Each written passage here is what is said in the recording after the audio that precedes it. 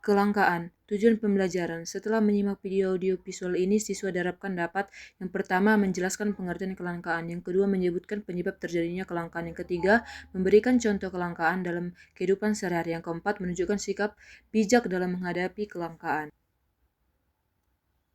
Halo teman-teman, pernah nggak kalian mengalami saat ingin membeli minyak goreng tapi di warung habis semua? Atau saat bensin langka dan harganya naik? Nah, itu namanya kelangkaan. Yuk kita bahas bersama. Apa itu kelangkaan? Kelangkaan terjadi ketika kebutuhan manusia tidak sebanding dengan sumber daya yang tersedia. Contohnya banyak uang, bahan bakar, makanan, bahkan waktu juga bisa langka.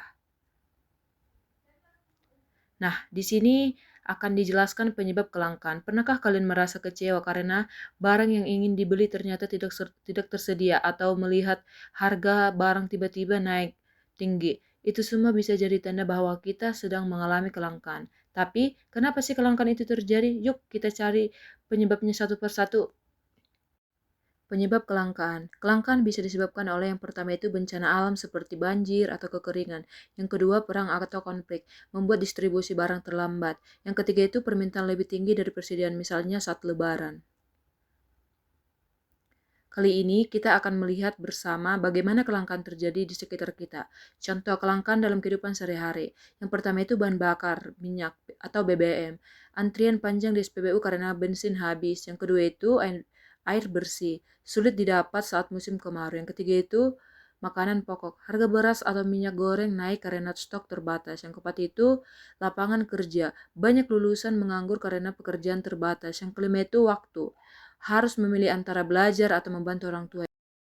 Yang keenam itu listrik, pemadaman karena pasokan energi tidak mencukupi. Yang ketujuh itu obat-obatan, sulit ditemukan saat wabah atau pandemi. Yang kedelapan itu lahan pemukiman, tanah makin mahal di kota karena terbatas. Cara menghadapi kelangkaan, yang pertama itu hemat dan bijak menggunakan sumber daya. Yang kedua itu gunakan secukupnya, hindari pemborosan. Yang ketiga itu manfaatkan alternatif. Yang keempat, cari pengganti sumber daya yang langka, misalnya energi yang terbarukan. Yang kelima, meningkatkan produksi dan inovasi. Yang keenam, gunakan teknologi untuk memperbanyak produksi. Yang ketujuh, tentukan prioritas kebutuhan. Yang kedelapan, dahulukan kebutuhan pokok, hindari konsumsi berlebihan. Yang kesembilan, peran pemerintah. 10. Atur distribusi, beri subsidi, dan awasi pasar. Nah, yang ke-11, kerjasama dan solidaritas. Yang 12, saling bantu dan bangun ketahanan di tingkat komunitas. Tujuan pembelajaran, menjelaskan pengertian pengangguran secara tepat dan dengan kata-kata sendiri. Yang kedua, mengidentifikasi jenis-jenis pengangguran seperti pengangguran struktural, friksional, musiman, dan tersembunyi. 3. Menganalisis penyebab terjadinya pengangguran baik dari sisi individu maupun faktor ekonomi makro. Yang keempat, menjelaskan dampak pengangguran terhadap masyarakat, perekonomian, dan individu. Yang kelima, menyebutkan upaya atau solusi untuk mengatasi pengangguran baik oleh pemerintah, masyarakat, maupun individu. Jenis-jenis pengangguran. Yang pertama, pengangguran terbuka. Yang kedua, belum bekerja sama sekali, contoh lulusan baru cari kerja. Yang ketiga, terselubung. Yang keempat, tenaga kerja berlebih atau kerja tidak optimal, contoh 5 orang kerja di sawah yang cukup untuk 2 orang saja. Yang keempat, musiman. Yang kelima, kerja hanya di musim tertentu, contoh buruh panen padi. Yang keenam, friksional. Yang ketujuh, menganggur karena pindah kerja, contoh orang resign dan cari kerja baru. Yang kedelapan, struktural. Tahukah kamu, di balik kemajuan ekonomi, masih banyak saudara kita yang belum mendapatkan pekerjaan. Itulah yang disebut dengan pengangguran. Pengertian pengangguran. Pengangguran adalah kondisi di mana seseorang yang tergolong angkatan kerja tidak memiliki pekerjaan dan sedang aktif mencari kerja. Penyebab terjadinya pengangguran. Yang pertama, pertumbuhan penduduk yang cepat. Yang kedua, jumlah pencari kerja lebih banyak dari lapangan yang kerja tersedia. Yang ketiga, keterampilan tidak sesuai. Yang keempat, pendidikan atau keahlian tidak cocok dengan kebutuhan industri. Yang kelima, pemutusan hubungan kerja atau PHK. Yang keenam, perusahaan mengurangi karyawan karena krisis atau efisiensi.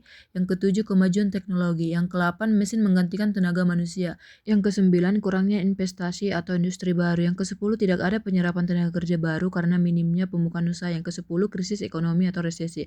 Yang kesebelas, permintaan menurun, produk berkurang, atau pekerjaan di PHK. Dampak pengangguran terhadap masyarakat. Yang pertama, kemiskinan meningkat. Yang kedua, orang tidak punya penghasilan atau kebutuhan hidup sulit terpenuhi. Yang ketiga, tingkat kriminalitas naik. Yang keempat, pengangguran bisa mendorong seorang melakukan kejahatan demi bertahan hidup. Yang kelima, beban sosial meningkat. Yang keenam, keluarga dan pemerintah menanggung lebih banyak orang yang tidak produktif. Yang ketujuh, kesehatan mental terganggu. Yang ke-8, stres, depresi, dan kehilangan motivasi sering terjadi pada penganggur. Yang ke-9, penurunan daya beli. Yang ke-10, masyarakat jadi hemat berlebihan, ekonomi melambat. Yang ke-11, tingkat pendidikan bisa menurun. Yang ke-12, anak dari keluarga pengangguran bisa putus sekolah karena tidak mampu membayar biaya. Solusi untuk mengatasi pengangguran. Yang pertama, meningkatkan kualitas pendidikan dan pelatihan. Yang kedua, pendidikan vokasi dan pelatihan kerja agar keterampilan sesuai kebutuhan industri. Yang ketiga, mendorong kewirausahaan. Yang keempat, pemerintah dan lembaga menyediakan bantuan modal dan pelatihan untuk usaha kecil dan menengah atau UMKM. Yang kelima, membuka lapangan kerja baru. Yang keenam, investasi di sektor padat karya dan infrastruktur menciptakan banyak pekerjaan. Yang ketujuh, menciptakan ekonomi kreatif dan digital. Yang ke-8, peluang kerja dari teknologi, struktur, dan ekonomi digital semakin luas. Ke-9, perluasan program magang dan prakerja. Ke-10, memberikan pengalaman kerja bagi lulusan baru atau yang ingin alih profesi. Pantun penutup. Barang langka jangan disia-siakan, cari kerja jangan pernah bosan. Mari kita cari solusi bersama demi masa depan bangsa yang mulia. Harga naik karena langka barang. Banyak menganggur, hidup pun jarang senang. Belajar giat dan terus berjuang, masa depan cerah pastikan datang. Nah, kesimpulan dari kelangkaan dan pengangguran ialah dua masalah ekonomi yang saling berkaitan dan berdampak besar bagi masyarakat. Pengangguran terjadi ketika angkatan kerja tidak memiliki pekerjaan, sedangkan kelangkaan terjadi karena kebutuhan manusia tidak sebanding dengan ketersediaan sumber daya.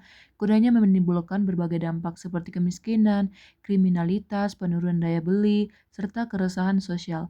Untuk mengatasinya, dibutuhkan kerjasama antara masyarakat dan pemerintah melalui pendidikan, pelatihan kerja, kewirausahaan, dan pengelolaan sumber daya yang bijak. Mari bersama kita tingkatkan keterampilan, berinovasi, dan berhemat agar bisa menghadapi tantangan ekonomi dengan lebih baik.